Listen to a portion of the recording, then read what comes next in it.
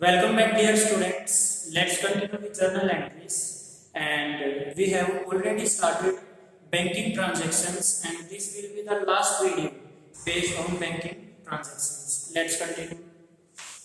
When payment is made by issue of check to a person, हम payment कर रहे हैं चेक देकर. इशू में यहाँ पर मीनिंग होगा इशू में give. When payment is made, जब पेमेंट की जा रही है by giving a check to a person, cheque देकर किसी बंदे को या किसी पर्सन को. देखो हम अब आपको पता है हम पेमेंट करने के बहुत सारे अल्टरनेट यूज कर सकते हैं. एग्जांपल कैश दे सकते हैं, चेक दे सकते हैं, और आजकल तो हम पेटीएम वगैरह यूज करते हैं. तो ये क्या बोल रहा है कि किसी को हमने पेमेंट की है और चेक से की है. अब मैंने आपको पहले ही बता रखा है चेक के लिए हम एक वर्ड यूज करते हैं जिसको बोलते हैं हम बैंक. चेक के लिए कौन सा वर्ड यूज किया जाता है? बैंक. और जब चेक के लिए बैंक वर्ड यूज किया जाता है तो उस देखो चेक कैश की इक्वल माना जाता है, कैश एसेट होती है. तो जब चेक के लिए बैंक वर्ड यूज कर रहा है तो चेक को भी हम एसेट मानते हो, फिर बैंक भी एसेट ही हो जाएगी. अगर हम मैंने ये आपको क्लियर कर रखा है चेक वाले बैंक को हम रियल अकाउंट में लेके जाते हैं. क्लियर है? अब देखो हम चेक पे कर रहे हैं, तो चेक पे कर रहे हैं इट मींस हमारे पास से कोई एसेट जा रही है, क्योंकि चेक भी एक एसेट होती है, क्योंकि चेक और कैश को इक्वल माना जाता है. अब हम पेमेंट कर रहे हैं तो हमारे पास से जब चेक जाएगा तो चेक पे लगेगा रियल अकाउंट का रूल, और रियल अकाउंट का रूल क्या होता है? Debit what comes in and credit what goes out. Means जो गया है उसको क्रेडिट कर देंगे. अब हमारे पास से गया क्या है? चेक गया है, तो चेक को हम क्रेडिट कर देंगे. देखो चेक को हमने क्रेडिट कर दिया. चेक के नाम का क्या लिखते हैं? बैंक. को बैंक लिखते हैं. और जिसको भी पेमेंट की है टू अ पर्सन, ये पर्सन कोई भी हो सकता है, राम श्याम मोहन कोई भी हो सकता है. मान लो मोहन, तो ये रिसीवर हो जाएगा ना मोहन. कैसे? मोहन को पेमेंट की है मान लो चेक से, तो मोहन पर्सनल अकाउंट का रूल लगेगा, वो रिसीवर हो जाएगा. डेबिट का रिसीवर, और मोहन को हम डेबिट में लिख देंगे. तो यहाँ पर मैं मोहन अकाउंट डेबिट लिख दूंगा. अब यहाँ पर नेम भी लिखा हुआ था, पर्सन लिखा था, इसलिए मैंने पर्सनल अकाउंट डेबिट कर दिया. अगर नेम लिखा होता राम श्याम मोहन तो मैं उसका नाम लिखता और डेबिट कर देता. क्लियर है? तो अब छोटी सी बात एक समझ लो, जो हमारे पास से गया है उसको क्रेडिट करते हैं. चेक एक एसेट होती है, एसेट हमारे पास से गई है तो एसेट पे रियल अकाउंट का रूल लगेगा. Debit what comes in and credit what goes out. अब यहाँ से गया क्या? चेक गया है, और चेक के नाम का बैंक लिखते हैं, इसलिए मैंने इसको क्रेडिट साइड लिख दिया, और जो रिसीव कर रहा है उसको डेबिट में लिख दिया. ठीक है? नेक्स्ट है when expenses are paid by issue of a cheque. Issue means give. जब एक्सपेंस पे किए जा रहे हैं बाय चेक, विद चेक देकर. एक्सपेंस कुछ भी हो सकते हैं. एग्जांपल दे रहा हूं मैं, जैसे आप अपने घर का रेंट दे रहे हो, या इलेक्ट्रिसिटी का बिल दे रहे हो, और भी बहुत सारे ट्रेवलिंग एक्सपेंसेस पे कर रहे हो, बहुत सारे एक्सपेंस हो सकते हैं. तो एक्सपेंस का नाम ही बताया. अब आप देख लेना, कोई भी एक्सपेंस हो सकता है. जैसे सैलरी पे कर रहे हो, वो भी एक्सपेंस आपके लिए, कोई भी एक्सपेंस हो सकता है. उस एक्सपेंस की पेमेंट की जा रही है चेक के द्वारा. ठीक है? अब हमें पता है हमारा कोई भी एक्सपेंस उस पर नॉमिनल अकाउंट का रूल लगता है. और what is the rule of nominal account? Debit all expense and loss and credit all income and gain. Means कोई भी एक्सपेंस होगा तो उसको हम डेबिट साइड में लिखते हैं. अब देखो ये एक्सपेंस एक्सपेंस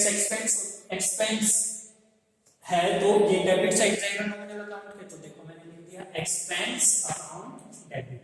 क्लियर है यहाँ तक? अब पेमेंट में कर रहा हूं चेक से, चेक के नाम का बैंक लिखूंगा, और जब चेक के नाम का बैंक लिखते हैं तो वो रियल एसेट की मानी जाती है, और एसेट जाती है रियल अकाउंट में. और रियल अकाउंट का रूल है debit what comes in and credit what goes out. Cheque से पेमेंट की है तो चेक गया है, और चेक गया है तो उसको क्रेडिट साइड लिख देंगे. मींस चेक के नाम का मैंने क्या लिख दिया? बैंक. अच्छा बेटा, मैं बार बार नहीं बताऊंगा कि बी लिखो यहाँ पर और एजुकेशन ट्रांजैक्शन में आप समझ जाओ ना कि नरेशन का केस में आपको लिखनी है, करंट में लिखनी है.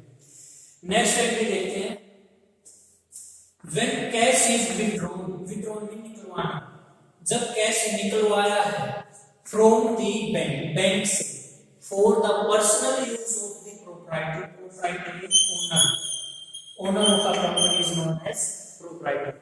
मींस एक ओनर ने अपने पर्सनल यूज के लिए बैंक से पैसा निकलवा लिया, और मैंने आपको बता रखा है कि अगर पर्सनल यूज के लिए पैसा निकलवाया जाए तो उसके लिए एक वर्ड यूज करते हैं जिसको बोलते हैं ड्रॉइंग। तो ड्रॉइंग आती है डेबिट साइड। तो अब उसने पर्सनल यूज के लिए निकलवाया तो ड्रॉइंग वर्ड यूज करूंगा। देखो क्या लिखा हुआ है, ड्रॉइंग अकाउंट डेबिट। ओके, अब आगे देखो कहां से निकलवाया भाई, बैंक से निकलवाया। तो पैसे देने वाला कौन है, बैंक है। तो बैंक पैसे देने वाला है तो वो गिवर हो गया, क्योंकि पर्सनल अकाउंट का रूल लगा, डेबिट का रिसीवर, क्रेडिट का गिवर। पैसे देने वाला बैंक है तो उसको क्रेडिट साइड लिखेंगे। देखो टू बैंक लिखा, टू बैंक, फिर से मेरे साइड लेना बी लिख के। नेक्स्ट एंट्री है व्हेन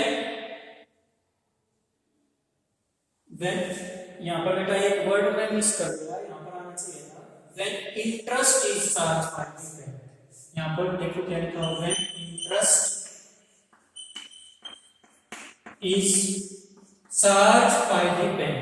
इंटरेस्ट की ब्याज, इंटरेस्ट चार्ज किया बैंक ने।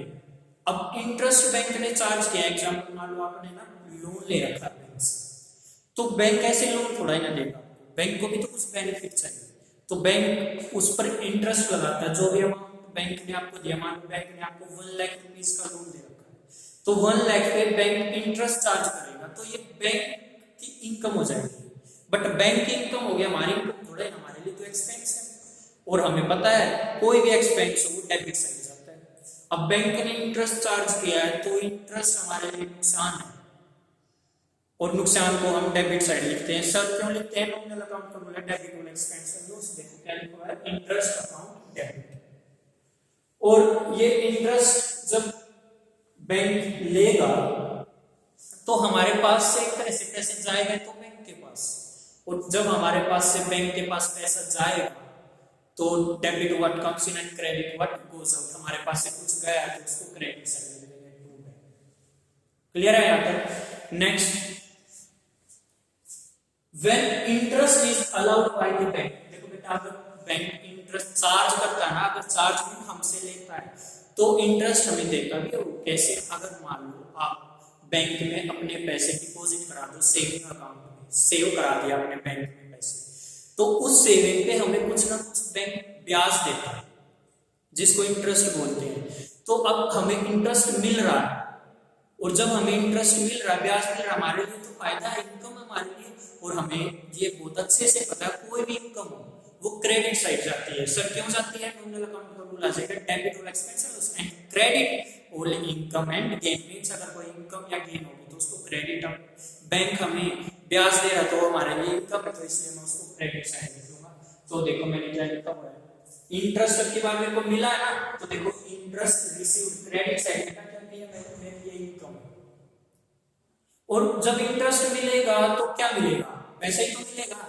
और बैंक से मिल रहा है तो बैंक के लिए मैं, बैंक से मिल रहा है तो बैंक जब मेरे को पैसे देगा तो मेरे पास पैसा आएगा, एंड डेबिट व्हाट कम्स इन। अब वो बैंक से आएगा तो उसके लिए मैं कैश वर्ड यूज नहीं कर रहा, यहाँ पर बैंक वर्ड यूज कर रहा हूं, इसलिए बैंक अकाउंट डेबिट होगा। क्लियर है यहाँ तक। नेक्स्ट एंट्री देखते हैं। बस एक बात समझ लेना इंटरेस्ट वाली एंट्रीज कि भाई इंटरेस्ट दे रहे हैं तो डेबिट साइड मींस हमारे लिए एक्सपेंस, और अगर हमें मिल रहा है हमारे लिए इनकम तो इनकम आएगी क्रेडिट साइड और दूसरी साइड बैंक। ऐसे इसमें इंटरेस्ट हम दे रहे तो हमारे लिए एक्सपेंस डेबिट साइड है और दूसरी साइड बैंक। ऐसे ही समझिए। अब लास्ट देखो बेटा, when bank charges some amount for the service rendered by the bank. Bank कुछ सर्विस के चार्जेस कट कर रहा है क्योंकि बैंक ने हमें कोई सर्विस दी है, रेंडर में गिव। आपको मैं एक बात क्लियर कर देता हूं, आपके नॉलेज के लिए बहुत इंपॉर्टेंट है। देखो दो वर्ड होते हैं, एक वर्ड होता है गिव और एक वर्ड होता है रेंडर। गिव वर्ड हमेशा गुड्स के लिए यूज करना, वस्तुओं के लिए, और रेंडर वर्ड, रेंडर ये वर्ड यूज होता है सर्विस।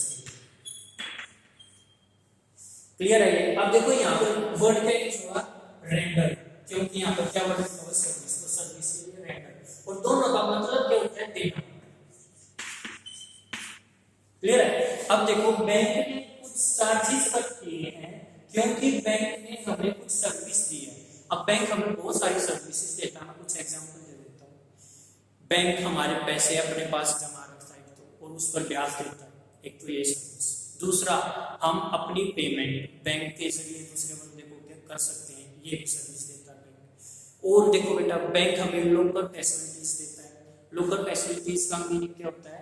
मान लो हमें मेरे को अपने गोल्ड सेफ रखने तो मैं बैंक में रखवा सकता हूँ, ठीक है।